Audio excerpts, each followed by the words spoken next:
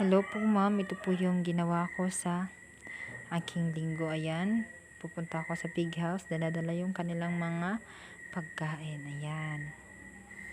Pagdating nakin, nakita ko silang napaka-dirty. Kaya yan, pinalaguan ko muna. Ligo-ligo lang budikdik. Ligo-ligo lang. Takot talaga ng water. Iwan ko ba, kandingon siguro itong mga babbers namin. Yun, ligo. Para sa puwet talaga nila yung napaka-dirty. Kaya ayun, nakafocus talaga ako sa puwet nila. Ayan.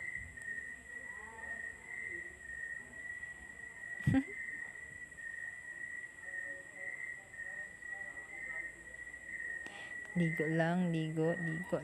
Pagkatapos nyan, nilinisan ko na din yung floor nila para malinis.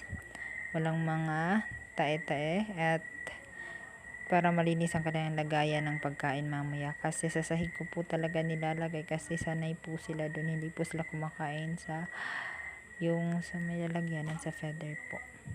Tapos noon, nilinisan ko na po yung drinker na yan. Ayan, linis. Tapos, pinatuyo ko muna at pinakain na sila kasi alam kong gutom na talaga yan. Ayan, napakalikot. Oh. Parang tatalo na. Sige, dibot lang dik. Nahirapan po talaga yung isa kasi napakasikip na nila. Yan. Lagay. Pagkatapos nyan ay binigay ko na sa unahan at nagtimpla na ako ng kanilang vitamins. 1 scoop for 1 gallon po yan ma'am. Ayan. Minukos-mekos ko muna para ma-dissolve yung powder. Yan.